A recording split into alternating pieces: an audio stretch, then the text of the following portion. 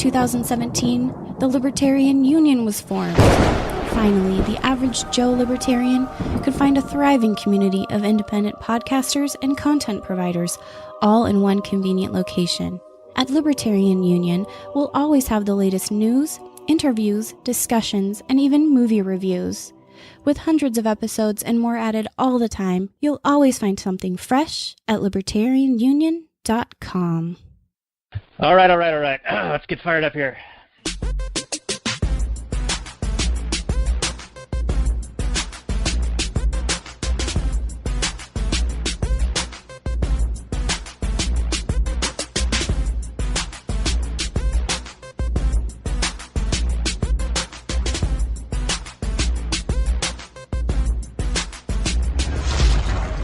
Maximum freedom. Read. Stay on target. Maximum freedom. Stay on target. Maximum freedom. Read Rothbard. Well, hello and welcome to the Actual Anarchy podcast, the podcast where we talk about movies from a Rothbardian Anarcho-Capitalist perspective. And tonight is a night where we're going to go back to our Jim Carrey well, because he's been recently being dumb and dumber in the news and in the media, talking about how we got to get in on that socialism train. So we're going to talk about Liar Liar with a special guest, Patrick MacFarlane of the Liberty Weekly podcast. Before we say hello to him, let's say hello to Robert. How you doing? Hangout episode. We got a guest, and it's just a nothing movie to talk about. But we do have that socialism angle with the Bill Maher, so we can discuss this and that. But it's mostly just one big drunken hangout episode. Hey, everybody. That's what it's shaping up to be. We've been doing some Patreon bonus content up until now, and we can tell you a little bit later on how to get a piece of that when we get into last night's portion of the show. But Patrick has been a friend of ours for quite a while. He's been on with us a few times in the past talking about Rogue One. And then I think, didn't you also come and talk about the movie It? Or no, it was The Shining. The Shining. And I did that with our friend, the librarian. Doc Brown. Doc Brown, the doc. Yeah, he's awesome. Yeah, and so we've been wanting to get you on again. And so tonight is the night where we're going to do the Liar Liar, because you are now a lawyer. A liar. Liar? My dad is a liar. That's right. Oh, a liar. And I also want to get you back on to do American Psycho at some point in the future, because you guys did a really good episode of that, or of your show, Thought Crime Thursdays, on the libertyweekly.net, talking about the novel itself, right? And how he gets really deep into the description of all the materialism and all the items and articles that he uses in his daily life, but in very, very intricate detail. Anyway, the other cool thing that we did with you was the summer series on Wild Wild Country. And that is a 5-part series on a 6-part Netflix series that we had guest hosts on the Liberty Weekly banner to cover you while you were studying for the bar exam. So that whole thing will be in the show notes page down below, but the quick link to it is libertyweekly.net/WWC. And one of the guest hosts was the guys from Peaceful Treason, who we were talking about in the pre-show. And those guys are awesome. So as were all of the guests. So I just thought I'd throw that plug in there before we get into the Last Nighters portion of the show. And the show notes for this, for Actual Anarchy, is /97, FYI. Everyone. Yeah, actually, let me mention our How to Talk to Status, a report from Larkin Rose's Candles in the Dark. That was like the first time you guys were on my show, and I still get people yelling at me in the YouTube comments for having the intro music be too loud. So fuck all of you. Well, you heard it here first. It really annoys me when people comment on that video and say whine about the loud music. So I'll edit it out, but Jesus Christ, we were just starting. We are still finding a way. We're doing the Jurassic Park thing, finding a way. We are. All right. Well, if you guys don't have anything else, just for the sensitive ears of the Actual Anarchy cadre listener types, we can get into the Last Nighters portion of the show, which is our cut for the normie friendlies, or the normies. Actually, me yelling at everyone for that wasn't enough, so I should put my foot in my mouth again. Yeah. No, let's transform, Daniel, into the Last Nighters. All right. Who's got the best transformer noise? I know, Robert. No, you've got one. You throw it out there. No, I haven't done it in a trillion years. How's that? Is that terrible? That's too long. That'll do. Once upon a time, it was probably decent. You've been sick. You've been sick lately. I've been sick. It's not my fault.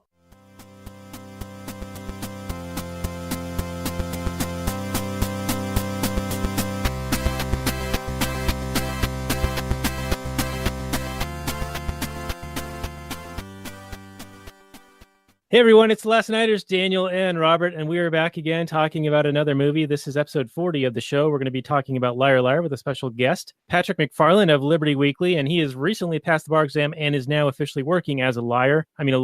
And so we thought that this being one of his favorite movies and him now being a lawyer, it would be a good time for us to get together and talk about a Jim Carrey movie, because he's been back in the news lately on the Bill Maher show talking about socialism and how great it is, even though he's made millions of dollars doing capitalism. Very strange man.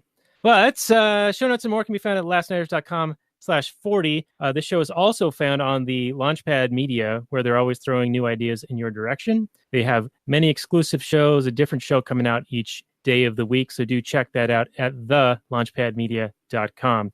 Let's say hello to Robert, and then we will introduce our guest, and our guest can throw out his websites and everything at you, and then we'll get into the Google description. But first, Robert, how are you doing, sir? I know that you've been feeling sick because you visited Chateau Elwood and got illness from my little germ monkey kids. But I hope thanks you're a lot, doing you better. son of a bitch. I'm slowly on the mend. I was having some serious body aches and pains and headaches and congestion and whatever. I was actually feeling probably okay enough to do the show yesterday, but there would have been too many sneezes and coughs and not pleasant for anybody. And thanks all to you. And I think that there's some sort of NAP violation when you invite somebody over to your house and you don't inform them that one of your little plague monkeys is currently carrying the plague, and you act as if everything's normal and fine and wonderful. And then you just cackle nefariously as I drive away, knowing that your evil deeds were successful. Well, we have legal representation with us tonight. Yes, we do. In the form of Patrick MacFarlane. So, Pat, do I have a case against this son of a bitch? Well, right. As we were talking about before in the Patreon bonus content, you might, under Wisconsin statutes, have a claim for domestic assault. Was it domestic violence? Well, at one time, we did live together. Right? Yeah. And he infected you according to, Wisconsin statutes 813? Anyways, Patrick MacFarlane here of the Liberty Weekly podcast. This is also going to be an episode of my show at libertyweekly.net/95. Really excited to be back with my good friends, Robert and Daniel of the Actual Anarchy podcast. We've been doing this podcast game for, a bit over a year now. And I started out, they were one of the first shows that I connected with as my show. So we've done the Libertarian Union together. It's always a pleasure, guys, just to be on your show. So how's it going? It's going really good, sort of. I'm glad to have you on, buddy. Glad to have you on talking about this pretty interesting topic. I mean, I don't think that there's a lot of meat to chew on this movie, so I know you guys took a lot of notes. Yeah, and I'm looking forward to find out what you actually wrote down. But a lot of Daniel's movies lately have been kind of like nostalgia memory lane type movies where we just kind of recite quotes back and forth to each other. So I'm hoping that it's not just a quote fest, although there can be certainly a certain portion of the show devoted to that. Don't get me wrong. But hopefully there are some interesting nuggets which we can pluck out of the dying heart of this movie and discuss. All right, dickhead. Let's get we'll get into the Google description. They're on to me. That was like the best part of the movie. All right. Liar Liar came out in 1997 at the peak of Jim Carrey's popularity. He was raking in $20 million a film at this point. 1 hour, 27 minutes. 6.8 on the IMDb, 81% Rotten Tomatoes, 70% of Metacritics, yet 92% of the Google users like it. And the description is, conniving attorney Fletcher Reed, played by Jim Carrey, is an ace in the courtroom. But his dishonesty and devotion to work ruin his relationships. His wife, Audrey, has left him for a more dependable man, and Fletcher often breaks the commitments he makes to his beloved son, Max. When Max wishes his dad would stop lying for 24 hours, Fletcher suddenly finds that he can only speak the truth on the day his career-deciding court case has to be won. Came out March 21st, 1997. Director Tom Shadak, and came out with $302 million at the box office on a $45 million budget. What say you about the description, Robert? That's essentially the plot of the movie. It doesn't mention how much of a Jim Carrey's slapstick comedy carries the film. I think if you take out Jim Carrey and you replace him with anybody else, it would have been a very unfunny and just nothing of a movie. You really need his star power to carry this one through.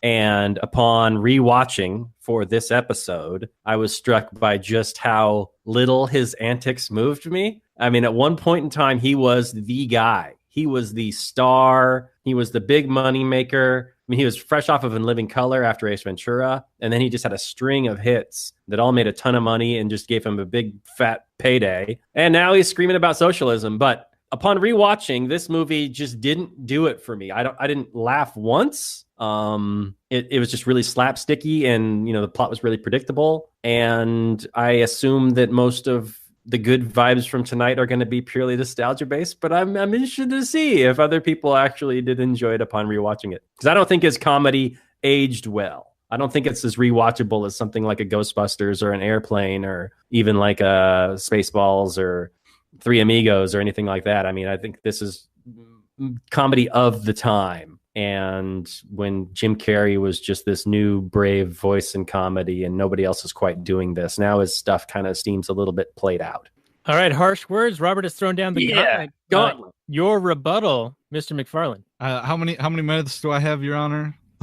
It did not age well. I will agree. No, it did not age well. And however, like I have to disclose that Liar Liar is one of my formative movies from my youth. It made a lot of sense to me when I was, 5 to 13 or 14 years old. I think the last time I saw it was a couple years ago. There's a lot to pick at, ethically wise and professionally wise, and I made quite a few notes. But the acting wasn't very good upon second watch. I do like Jim Carrey. However, his wife in the film, Audrey, she was not very good. The kid was cute. However, Jerry, though, even the wonderful Jerry lies. Yeah, he's awful. I think my wife was saying that he seems to have a skill set more geared towards theater, the actual theater. But it was bad. I still love it though. Still love it. So, well, you can love bad movies. It's all good. But yeah, as long as you recognize that it's just not that great of a film and really rides the back of the Jim Carrey comedy wave. Yeah, it's highly quotable though, and even I think my family will quote it back and forth. But should I? I have that Jim Carrey clip, a pretty short, 15-second clip from Bill Maher. It's all queued up in the hopper. I don't have video, but should I go for it, Daniel? Should we hear that drivel? Yeah, let's hear the guy who made millions of dollars in a voluntary way talk about socialism. We'll see how it is. I haven't listened to this before, but here it goes. I grew up in Canada, okay? We have socialized medicine. And I'm here to tell you that this line that you get on all of the political shows from people is that it's a failure. The system is a failure in Canada. It is not a failure in Canada. We have to say yes to socialism, to the word and everything. Researchers and scientists. Wow, okay. Yeah. I hope that was loud enough for everyone. Maybe we could go back through in the mixing later and fix that. But I'm telling you, take my word for it. Socialism is not failing us in the Canadian healthcare system. Yeah, it's so convincing. It's so convincing that in my one situation, it worked totally. And I think he goes on to say that he never had to wait for any kind of a procedure. Oh, really? I'm pretty sure that's what he said, and which is anything but the case. I mean, maybe in Canada, the wait lines are a little less egregious, but in any time you're talking about a socialist medical system or any kind of socialism period, you have a set pool of resources and you have basically people whose job it is to allocate said resources. And there's only so much to go around. And if you have more customers than you do resources, then there is rationing. And you've got people that are on wait lists for certain procedures or any kind of basic various procedures. Like I know this is a common example in the libertarian world, but when Stefan Molyneux had his cancer, he left Canada because to see a doctor would have taken like years to wait for one. He actually went down to like Oklahoma and saw a doctor right away, paid for it, and he's fine. But oftentimes, the poor will have to just sit and wait and oftentimes die. I mean, if you've got some kind of time sensitive thing like cancer diagnosis and you've got a 2-year wait time, you may not make it.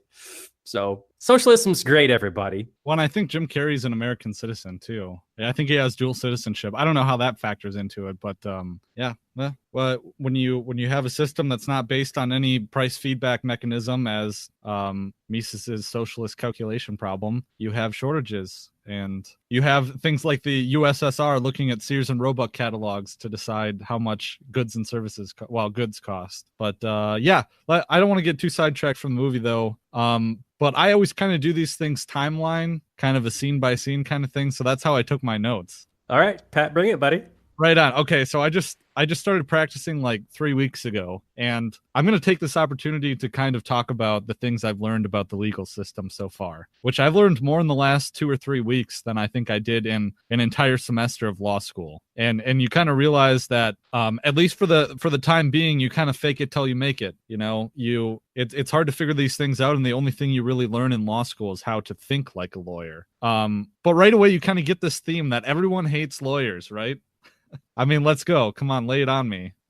What is 2000? What do you call 2,000 dead lawyers at the bottom of the ocean? A good start. That's right, buddy. Where do lawyers learn how to suck blood? No shit. Where do vampires learn how to suck blood? In law school. Okay. What's the difference between a carp and a lawyer? No. What is it?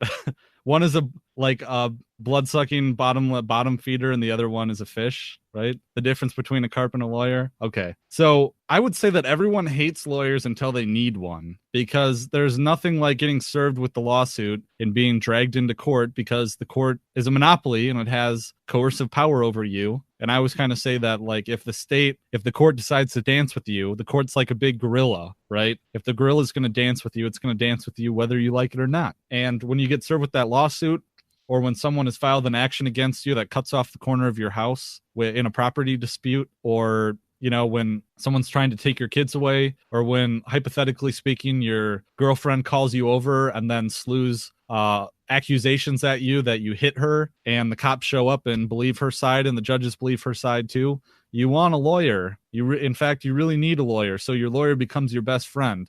And in a lot of ways, the job of a lawyer is to be a counselor. That's why they call you counselor. You help people through the legal process and you advise them. In a lot of ways, you're kind of a social worker, because they come to you, and the one thing I've learned from my associates and not my partners, but my associates, are that the first question they ask when someone comes in the office is, "What's going on? Tell me a little bit about what's going on with you." So that's just a start, because right away in the beginning, you get Fletcher walking out of the courthouse, and everyone's like, "Oh, what a great win! What a great win!" And he's sleazing past, and he walks past this client. He's like, "Oh, Fletcher, do you want your coat back?" As he takes the suit off. And yes, you want your clients to dress well when you bring them into court. Yeah, it seems to me that I don't necessarily think of lawyers as being evil per se. I think that they're people responding to the incentives of a monopoly system. Now, I don't know exactly where the chicken and the egg situation is, where it's lawyers making the law intentionally obtuse or politicians making the law intentionally obtuse, but it's definitely intentionally obtuse to the point at which your average human being, in fact, any human being, period, has no chance of knowing all the laws of the land. They say ignorance of the law is no excuse. I challenge any human being, including every single one on the Supreme Court, every lawyer who's ever lived. I mean, nobody knows all the laws of the land.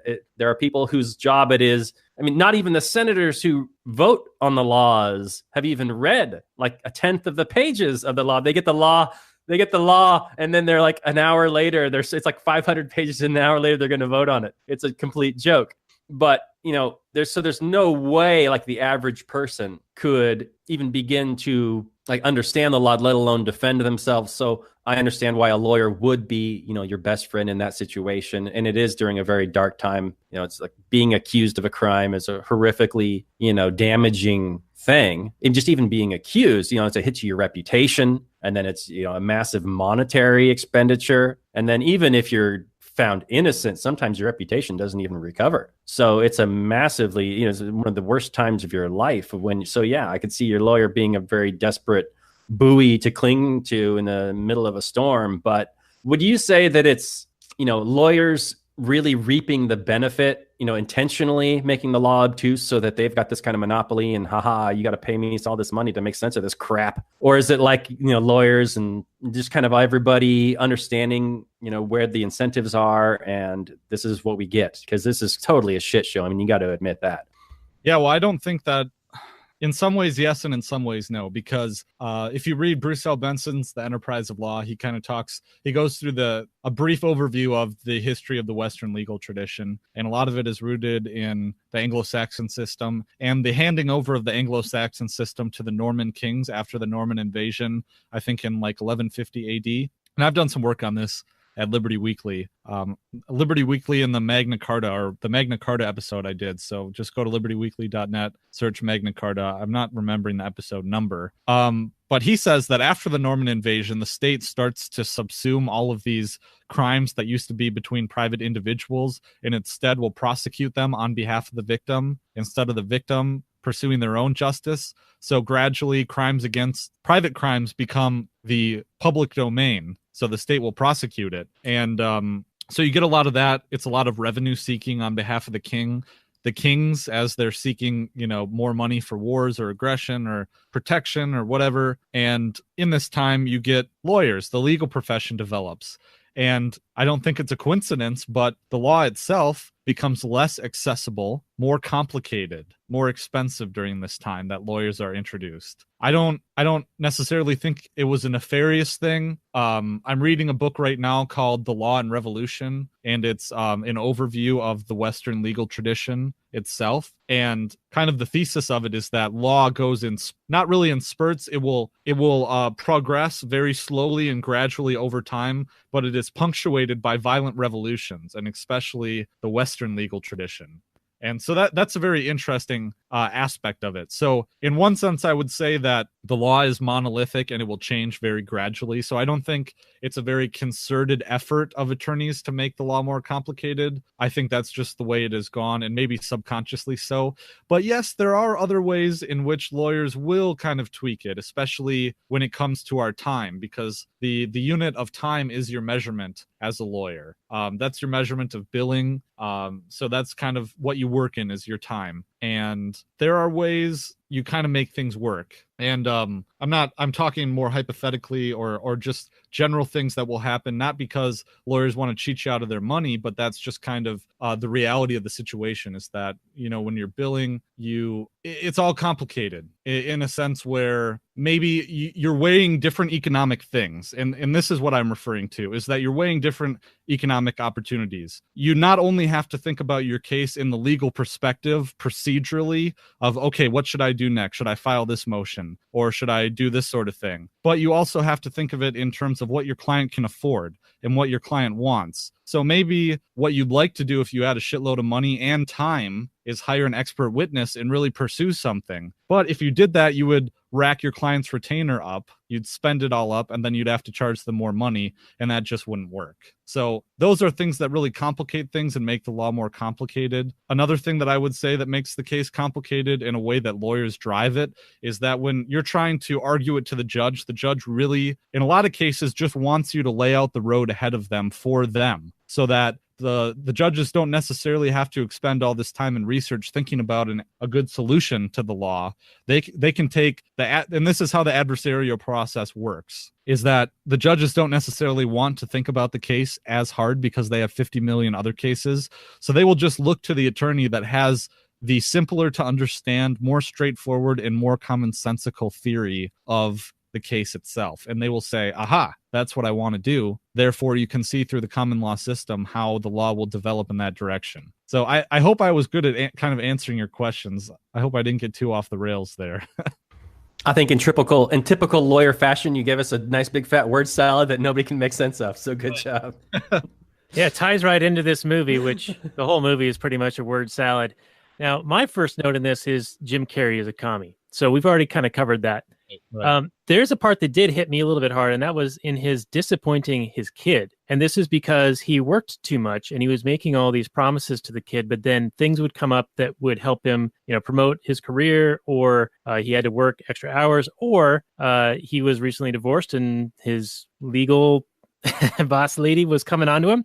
And oh yeah, he missed the birthday party, and that I think was pretty terrible. That was like an awful, this is a bad thing. You should not have done this. Disappointing your kid in that respect is really terrible.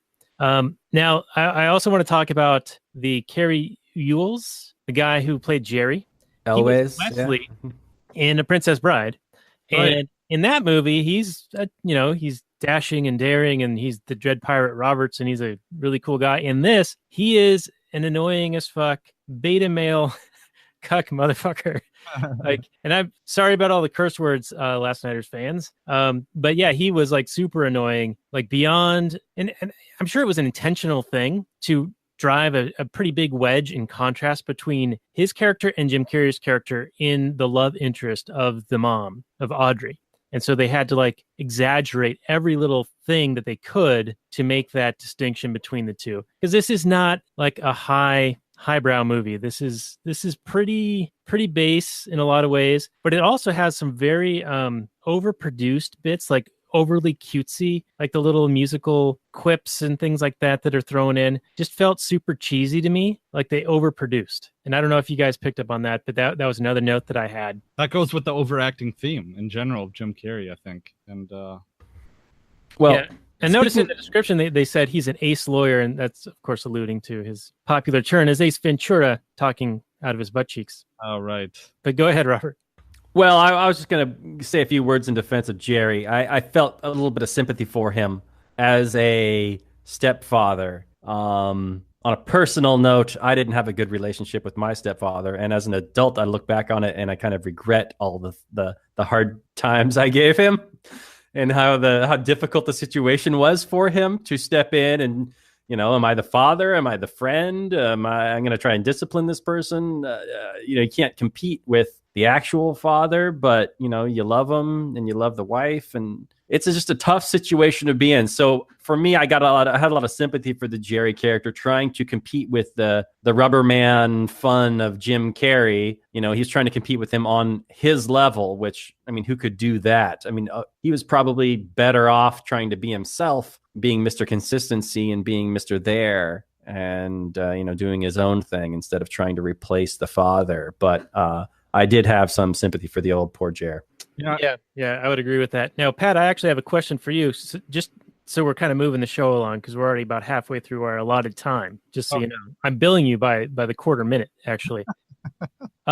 So you now being an established official lawyer working in a practice, this question is directed to you. Mrs. Cole, who is the client who is seeking the divorce from the husband and had signed a prenup, and she's trying to defeat that to get more money out of the husband. She admits to Jim Carrey's character that she's lying. She admits to the lawyer that she's lying. Is there some ethical obligation for the lawyer at this point, knowing that the client is lying, to recuse himself, to not take the case? Because it's been my understanding that you'll defend based on the facts as you know them. But once you know that your client's lying, like, aren't you kind of being unethical? Oh, yeah, definitely. And that was one of the, I knew this would come up. That was one of the biggest quibbles with this film, is that there is, so the state bar regulates lawyers. I believe it's a private enterprise that the state gives a monopoly to in regulation of lawyers, and each state bar does that. And the American Bar Association only accreditates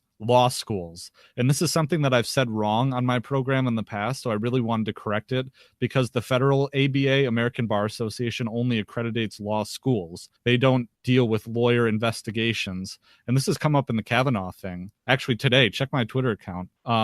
So what I found interesting about this is that in the world of lawyer ethics, the absolute worst mortal sin is dishonesty, right? Going into law school, I've known people that had former drug charges, people that had committed violent acts against others, people who had multiple OWIs, or I guess driving under the influence, depending on where you are. And they were convicted of that. They disclosed those and they were still admitted to the bar. But if you are convicted of any crime involving dishonesty or having civil judgments against you for dishonesty, that's a big, big, big no-no. And in fact, you can get disbarred pretty easily for being dishonest. So that's something that they take very seriously. And there's no way that Miranda, the attorney, could talk like that and get away with it behind the scenes. I think if you are aware that another attorney is engaged in an ethical violation, you have a duty to report them. And so that's another thing.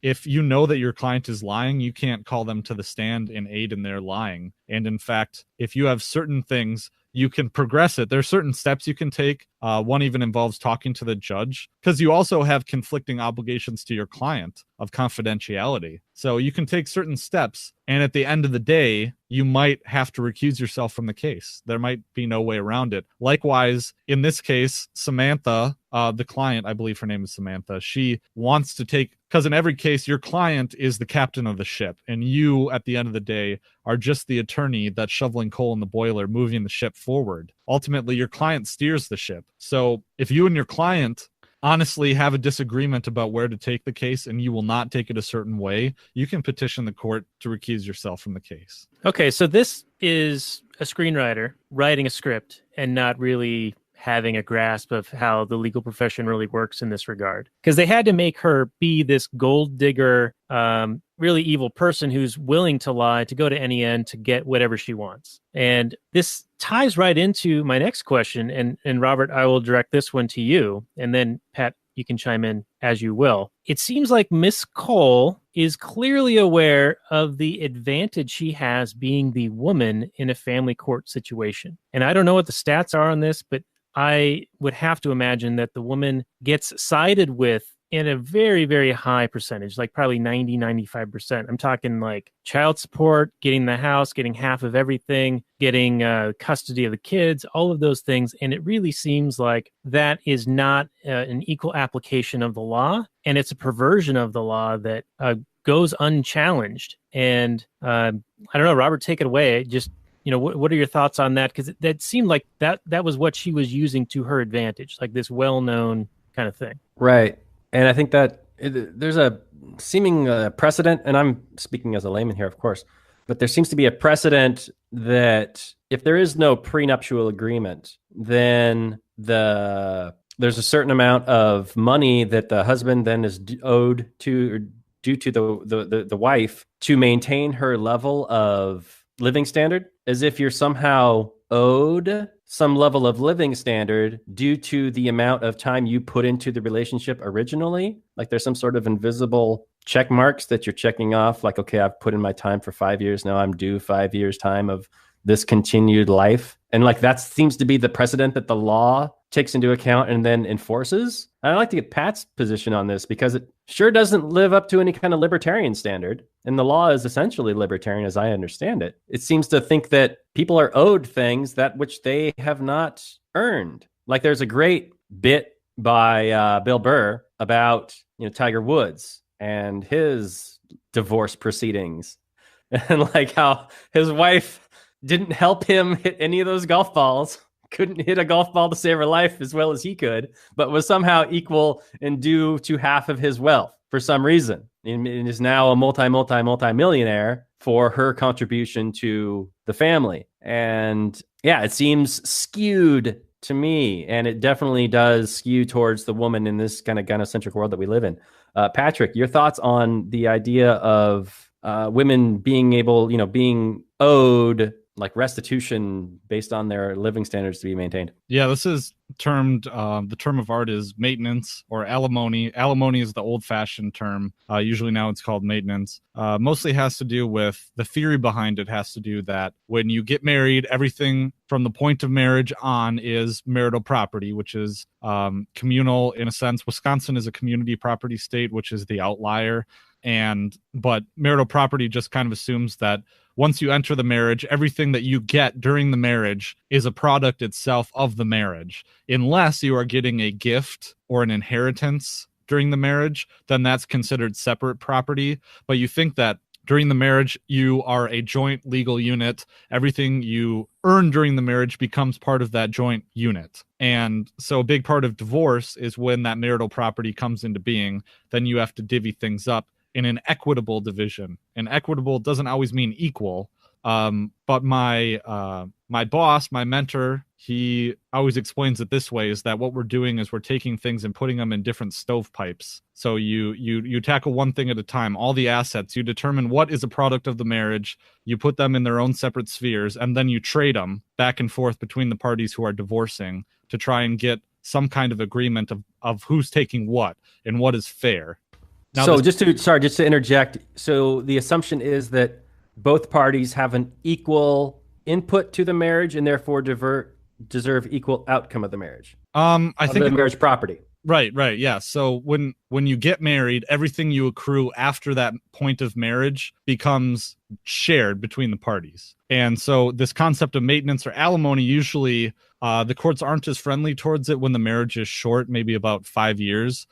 because every marriage below 5 years by the courts, at least in Wisconsin, is considered to be a short marriage. So after that, this idea is that, okay, well, the wife always contribute, or each party always contributes something, whether one party works and puts the other through school, or even if wifey is staying home and taking care of the kids or the household, excuse me, some beer. Even if the wife is at home taking care of the household during all this time, she's still, quote unquote, contributing to the marriage, because you would either have to pay someone to clean your house. And I think they actually take the rate that it would cost to hire someone on the market to clean your house, right? To figure how much the wife is owed for cleaning the house. Because in the absence of her staying home cleaning the house, so the logic goes, you would have to hire someone to clean your house or do it yourself, which if you do it yourself, that takes time away from what you can be using to put towards earning more money. So it's a catch-22 in some ways, that they're always, going to find this maintenance. And so, yeah. Okay. Sorry. Go ahead. Sorry. Oh, I was just going to say that usually the question kind of goes down to how much maintenance should be and how long it should be in effect for. And we can get into custody, because custody of the children is what really makes it more complicated. Right. So what I'm interested in, I mean, I don't know if we're going to be able to solve this tonight, but yeah, in a free market situation, of course we don't know the answer to this, but in a purely libertarian world type private property situation, would like alimony be a thing? Would there be some private company that comes along and like forcibly extorts money from, some guy or some lady and pays it to their ex for whatever reason? Is this a legitimate thing, or is this a state imposed thing that wouldn't exist in a private property situation? Well, right now you're living in a system where the concept of marriage itself is monopolized by the state, and also kind of in a way, subsumed by religious institutions. In a free market society, I think that the only benefit you would have, in a free market situation, there would be a separation between these two ideas. You would have a marriage as a religious or personal institution, which would have no bearing on the law whatsoever. And you could intertwine them, whereas if you wanted to solemnization is actually a requirement of common law marriage and marriage, I believe marriage itself, the ceremony itself. But in a free market situation, these concepts would be divided and they could cross over, I suppose. But the only benefit, I think, the major benefit of being legally married is to have the legal benefits bestowed upon a partner, mostly tax benefits, mostly the ability to be treated differently legally, but also to visit them in the hospital or to enter survivorship marital property, where if one of them dies, then you automatically inherit the property. So I do think that a lot in a free market situation, right, these things would be separated. But if you were married in a free market situation and wanted to get legal status, I think that prenups would be the usual. I really do. But that comes with a whole bunch of little different nuances too, because then you have all the contract formation stuff that goes into that, because essentially a prenup is a contract, so contract law would apply. So all right. Right, Yeah. getting deep into the weeds with Pat MacFarlane. Yeah, but it's what we do. All right. Well, I've had better. So let's But you want to talk about children now? I mean, no, let's move it along a little bit, because we're going to run out of time here before we know it. So he does do the I've had better, so we could get into a little bit of the quotes thing here. Right. But when he's not able to lie any longer, he encounters a woman in the elevator, and he makes all of these lewd remarks and motions intimating that he would like to suckle on her bosom. And I'm wondering if that situation, when viewed today, because this movie did not age well, in light of the Kavanaugh thing and the Me Too and all this other stuff, if that would have been considered elevator rape. Yeah, I don't see why it wouldn't. I mean, it's a strange scene anyway, because all he can do is not lie, but he can just sit there quietly. It's not like you have to act like a crazy person. Yeah, that seemed to happen quite a lot. Like he was like you said, not allowed to lie due to this curse or whatever, but he's volunteering all of this additional behaviors and information when questioned about things. Like he could just keep it simple and short and not lie in his response. But then I guess you don't really have Jim Carrey doing his wackadoodle be crazy. Yep. That's what you don't have. You would just have a straight man giving very short, terse answers to things, trying to say as little as possible, and having everybody else be kind of crazy and trying to prod him for information. And it'd be a complete reversal on the comedy. Yes. So I just did the thing. Yes, you just did the thing that you're just talking about. Hey, Pat, let's try and get through some of your notes here, buddy. What do you got for us? All right, yeah. So everything about that trial was wrong. You have like two different parts. Excuse me. So usually there's a pretrial conference that you have before a court trial proper. Everything that would be argued by each side will have been spelled out either during discovery or during settlement negotiations, kind of the theory of the case. Or you might have motions, like pretrial motions. So nothing would be a super duper surprise. You also, during discovery, you have discovery demands that will say that each party has to share all the relevant information with each side. And I just don't see something like that really getting lost. So spoiler alert, at the end, he wins the trial because turns out she was a minor when entering the prenup. And I don't think that's always a kicker. I don't think that always voids a prenup because the law has confronted this problem before, believe it or not. So it depends on your case law from your different states. But so, yeah, you would not have any surprises like that. I think the judge obviously would have called it before things got as crazy as they did. And that's not how direct examination and cross works. That's also not how like a trial is formatted in terms of, maybe the petitioner, because Jim Carrey's the respondent, which is kind of weird how they use those terms, because at one point he says, respondent calls Kenneth Cole to the stand. And I don't know, maybe I don't know procedurally how divorces work as well as I should yet, because I haven't litigated one. But it was all interesting. I was really struck how Jim Carrey was not very busy throughout this whole thing, because my boss is running around like a chicken with his head cut off all day long.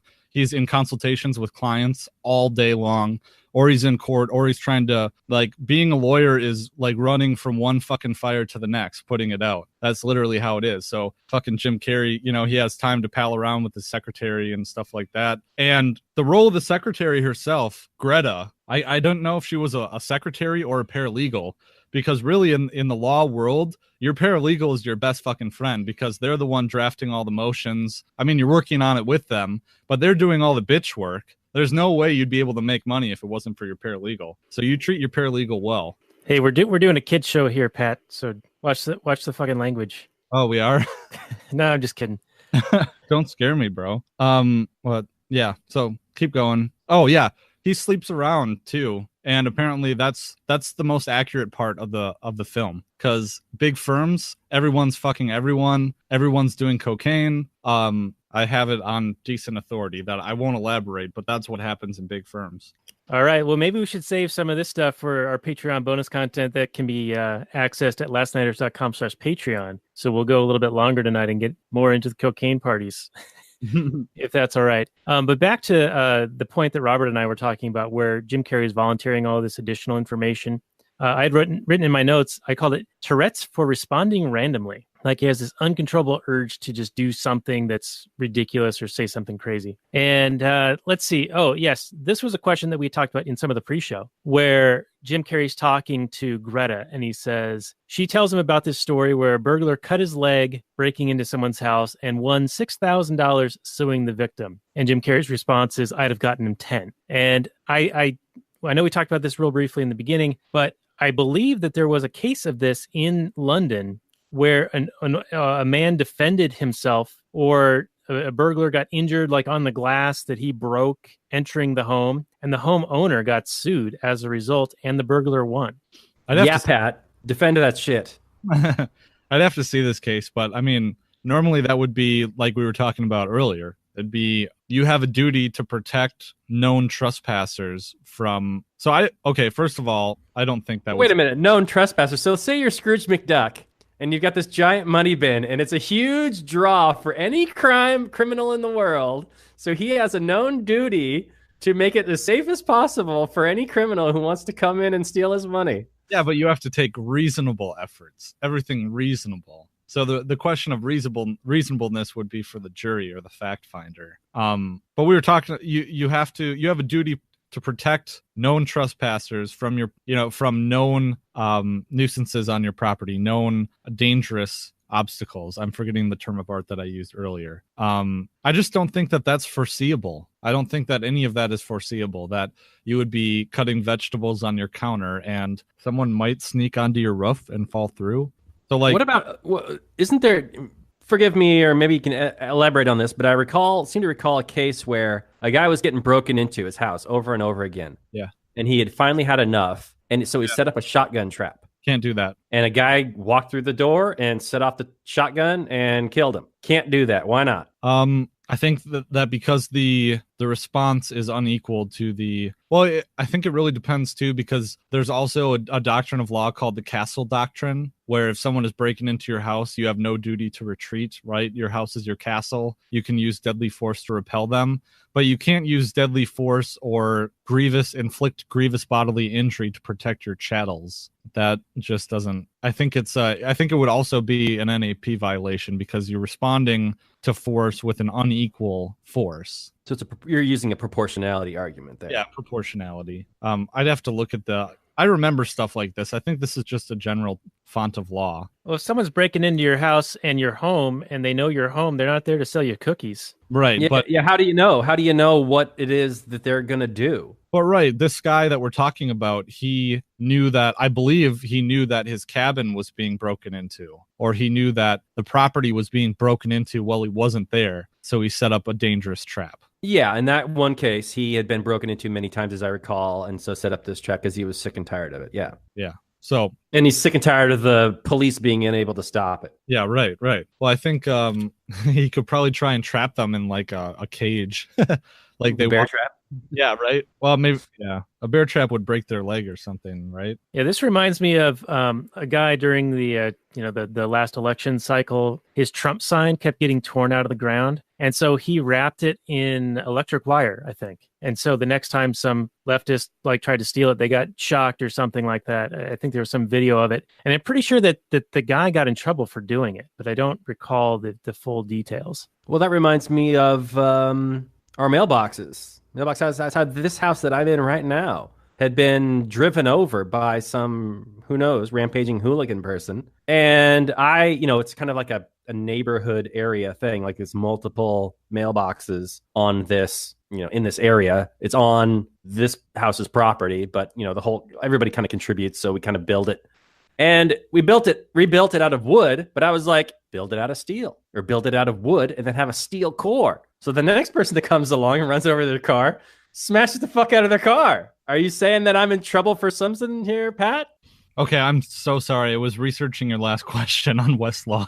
It's the same kind of similar thing. I mean, it's kind of a trap, but it's also kind of just, I'm building a very robust mailbox. Right. Yeah. I don't know. It really depends on what the case law has to say about it. Yeah. In your instance, Robert, I would consider that would just be a choice of building materials that would be standard, right? A reasonable man would consider wood or steel being a fine thing to build a mailbox out of. Well, I don't see, even if I make it out of hit me signs and then the inside is steel, wrapped in steel and drive over me here, it's still a violation of my property if the car drives over and does that, even at my behest. Yeah. Is it not? No, I think not at your behest. If you're asking them to, you're authorizing it. Right. All right. Fair enough. All right. But what if I made it out of balsa wood on the outside and concrete on the inside?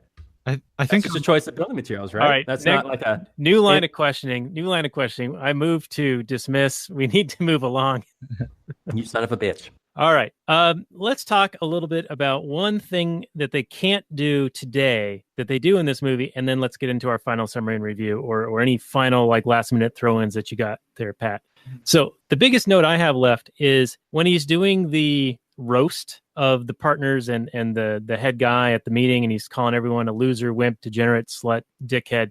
The guy who's wearing a hairpiece, he scalps the guy Indian style and then does an Indian war cry. Now, this is a 21-year-old movie, but I have a feeling that Hollywood couldn't get away with doing that today. Wait, Indian, Daniel? Indian? You mean Native American? Is Indian not okay to say? I don't even know. I'm just fucking with you. No, but I actually, interesting side note, the body of law called Indian law. It's literally is called Indian law. That's the term of art. So even the natives use it, Indian law. And I wanted to do a show on this, but the tribal courts actually have their own carved out sovereignty. Of course, the federal government has granted it to them, but they have sovereignty in their certain areas and they have their own court system. It's really interesting. But no, that would never go over today. Hell no. And it's surprising that people don't dig this up from Jim Carrey's past and shove it in his face. Yeah, apparently anything in the past 36 years is now fair game, right? Well, he does have left cover, though. Come on, let's be real. Well, that was what the Bill Maher appearance was all about, probably. Covering up for his past sins. You have to atone. All right, well, let's get into the final summary and review. And Pat, you've heard the show before, so why don't you lead us off? You're the lead hitter here. Black and gold, boys. Yeah, I thought it was great. I would, well, of course, it's one of my favorite movies. It was decent to watch again, but it can sit on the shelf again for another 3 or 4 years before I see this film again. Coming at it from a new perspective of being a lawyer, I suppose, it was interesting to see how wrong it was. I can't watch Law and Order or any of those shows ever since I started law school because it's just freaking ridiculous, man. But I don't know. It doesn't age well. As a child, I remember this movie is like a 9 out of 10, but now I think maybe a 5 or a 6, unfortunately. So still black and gold. What do you guys think? All right, well, I'll go and then we'll let Robert finish her out. You'll be the cleanup hitter, Robert. So yeah, this movie, I remember liking it when I first saw it back when it came out in 1997. I was a big Jim Carrey fan at the time. Dumb and Dumber, Ace Ventura. There's something else he was in. The Mask I did not like. Oh, The Cable Guy. I loved The Cable Guy, and critics panned it. People hated that movie, but it's so dark and it just has like a streak of humor in it that is far different than this slapstick, pie-in-the-face over-actor stuff that we see here. The script in this does just seem to want to contort itself into just getting Jim Carrey into whatever position he can be in to be ridiculous. The script in the story is pretty bare bones. The concept that we talked about where family courts tend to seemingly, to this layman, seem to side with the women in the majority of the cases is a pretty interesting thing because that is like one of the crucial the main point of the movie, and that Samantha character thinks that she's entitled to winning this case because she's a woman. And he even appeals to that when he's trying to get her to hire him. He says, and I have it written down here, he says he appeals to her collectivism by referring to her being a strong woman and not of the weaker sex, that women are capable and strong and all of these things. So what the heck was I talking about? That I think that this is one of the reasons why we see things like the MGTOW movement, the men going their own way. And I have a quote related to that. This is in a book called Men on Strike. And it says why men don't marry. Because there's nothing in it for them. What exactly does marriage offer men today? Men know there's a good chance they'll lose their friends, their respect, their space, their sex life, their money, and if it all goes wrong, their family.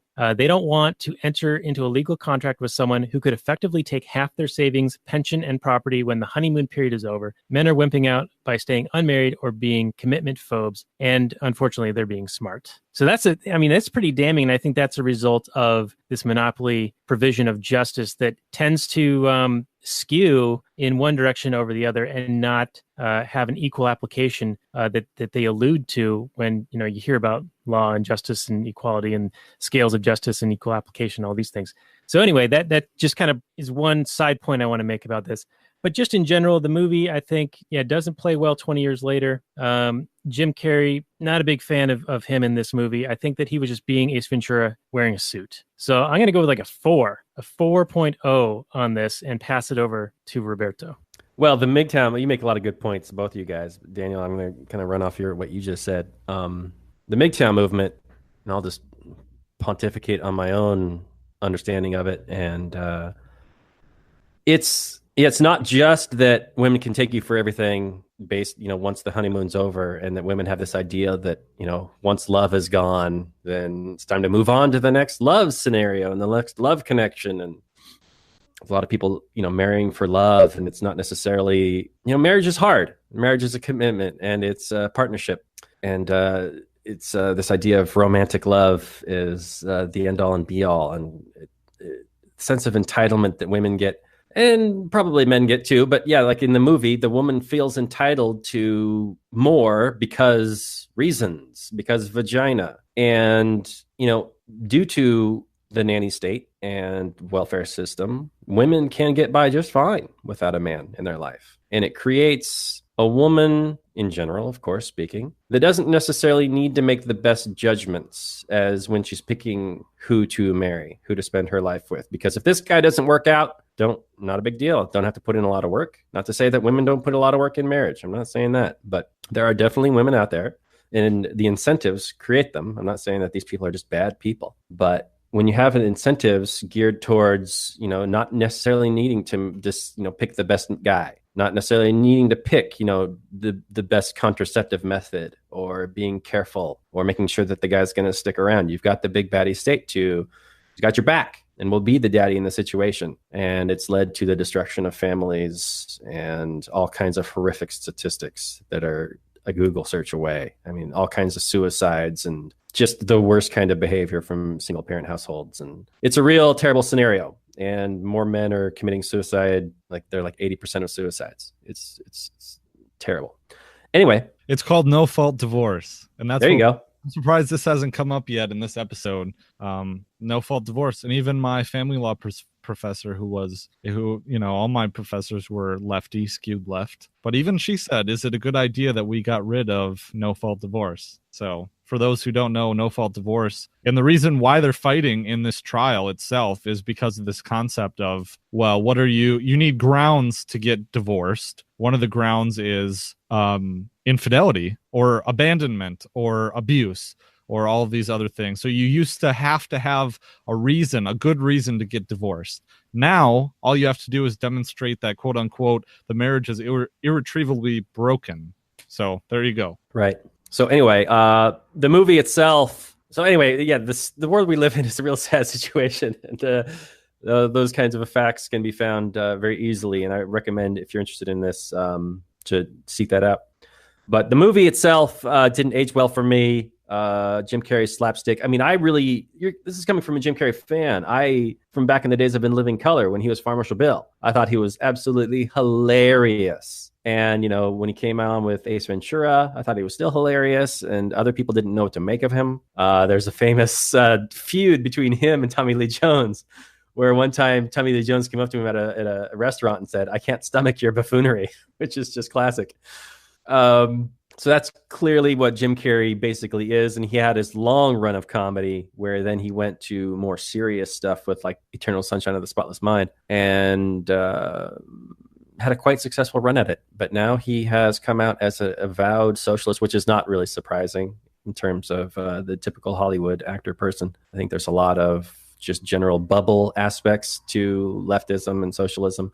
There's also probably a fair amount of peer pressure, but there isn't a lot of sound economic advice being chattered about at your typical Hollywood party, in my guesstimation. But this movie, let me just give it a rating. I'm not going to give it a black and red. I'm not going to give it a black and gold. Our old rating situation that Pat has resurrected. I appreciate that, buddy. But I am going to give this just a 5. It's just a movie. In its day, it was probably closer to an 8. Probably made me laugh a lot, but on rewatch, it was just not really anything. But it didn't do a whole lot of things like totally wrong. It had like character arcs and, good real human emotion of abandonment and, that kind of things, and people making sacrifices for the family to promote their career, which are things that people can really identify with, I think. So, it's not the worst movie, but it is really kind of just like a slapsticky old Jim Carrey movie. So that really struck me strongly. I was like, wow, this movie's really kind of slapsticky. I didn't realize that Jim Carrey was a slapstick comedian, but now looking back at it objectively, he's definitely a slapsticky comedian. So yeah, 5.0. There we go. All right. Well, very good. And I think that's going to about wrap it up for us here on The Last Nighters. And this is episode 40 of the show. So the show notes can be found at lastnighters.com/40. We're going to get into some Kathleen Turner Overdrive after this. You can access that on our Patreon at lastnighters.com/Patreon. And Robert, I think the next movie we're going to do is going to be about Nazis and ANCOMs, if you're down, that Patrick Stewart vehicle called Green Room. Oh yeah, we just saw that movie up at your little plague cabin. I'm down to do it. So yeah, we'll do that one next. It's sort of in the horror genre, and we're in the October season now, so it feels appropriate, and I think that there's a fair amount to talk about based on our reviewing. So we'll be doing that next. Pat, we really appreciate you being a guest with us here on The Last Nighters. If you wouldn't mind just throwing out your website and how people can follow your work, and then we'll say goodnight. All right, thanks, guys. Yeah, always a pleasure to join you again. Everyone can find my work at libertyweekly.net. Otherwise, you can find my work at thelibertarianinstitute.org, where Scott Horton has been gracious enough to allow me to publish my work. And I have some very exciting changes that are coming to the show, and I'm very excited to announce them, but it probably won't be until November until that really kicks into full effect. If you'd like to support my work, please head on over to patreon.com/libertyweekly, and there you can find the bonus content that we're about to partake in, and a bunch of other bonus content that I've done. I've added a tier at $1 per month where you can get a shout out on the show and an email from me. Also, all my ebooks, which we also discussed in the overtime content as well. But was really a pleasure, guys, and looking forward to the next time. All right, As are we, man. Thanks a lot. Yeah. All right, well, that's going to do it for The Last Nighters. So good night from last night, everyone. Peace out, everybody.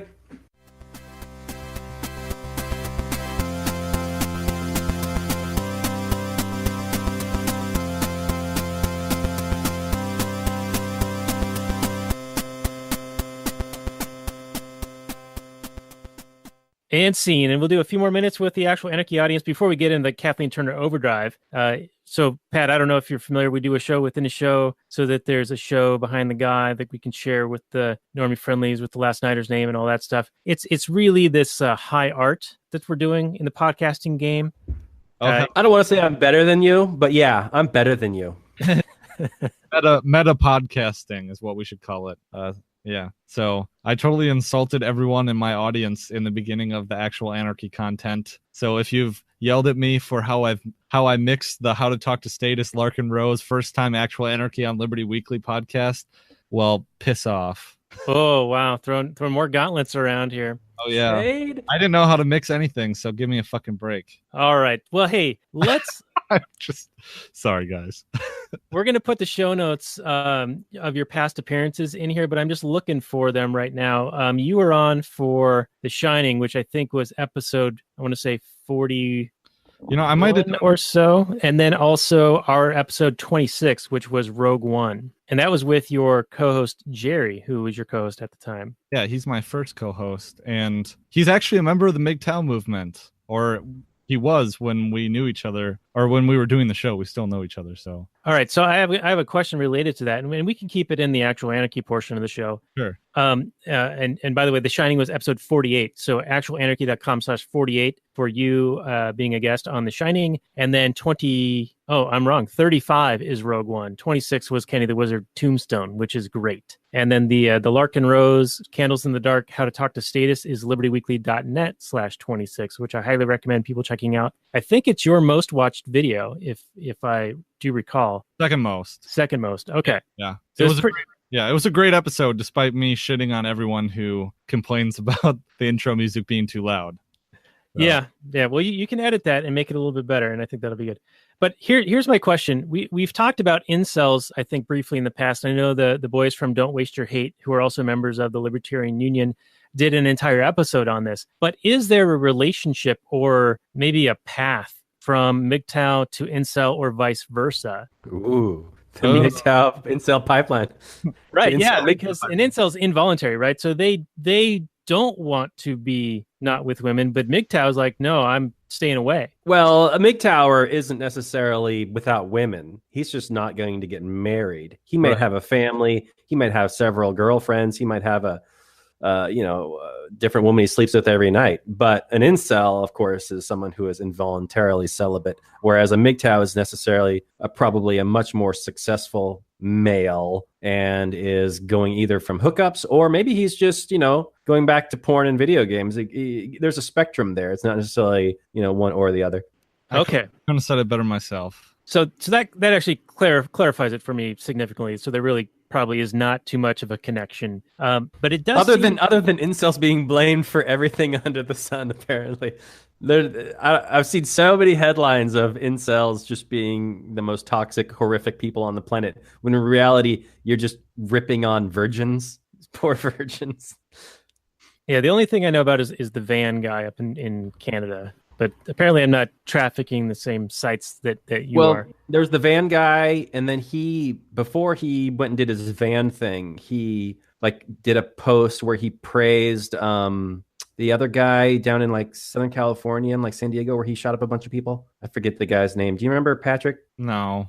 Okay. Well, there was a guy in like Southern California who was like, I'm going to kill all these women who won't sleep with me or something like that. Wait. Maybe I do. What's his, right? He was the really pale guy with the black hair, right? I can't think of the guy's name, but that's what I'm talking about. He's the guy that put incel in like modern parlance. Yeah. Elliot Rogers. Elliot Roger. Something like that, right? Yeah, I think so. Yeah, Elliot Roger. I'm sure if we Googled that, that'd be the guy. He wasn't even that bad looking, I don't think. No, but he wanted revenge against all the women who turned him down. Right, he must have just been a horrible personality. Well, there seem to be more and more young, frustrated men who the answer is to kill them if you get super frustrated. Yeah, well, maybe we can dive into this a little bit further in our Kathleen Turner Overdrive. But why don't we wind this one down? So, Pat, thank you for being a guest with us again for the third or fourth time on Actual Anarchy.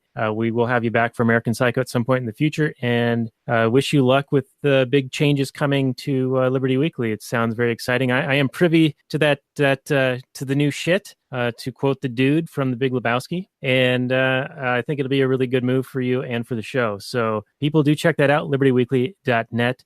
You can find the show notes for this episode on actualanarchy.com/97, talking about Liar Liar. And I will say goodnight. Robert, you may have the final word, sir. You beautiful babies. Thanks for tuning in once again. We really love you. We really appreciate you. Every time you open up your ear holes to our dual sit sounds, it warms my cockles. I know it warms Pat's cockles. Dan's cockles are like raging on fire right now. I think that's a disease of some kind. He might have caught something the last time he went to Thailand. I don't know. But thanks for everything you guys do. Thanks for spreading the word. Thanks for leaving a review. Thanks for talking about us on the social medias. Thanks for talking about us in personal and real life to people you know and you love and you care about and you want to spread the message of liberty, and to weird movie reviews. That's us. So thanks again. Have a good night.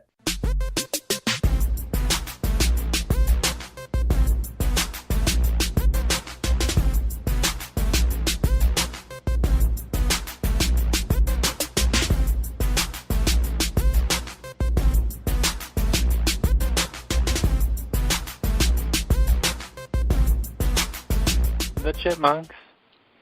CHIPMUNK. We're the Chipmunks. Guaranteed to brighten your day. Do do do do do do do do do do do.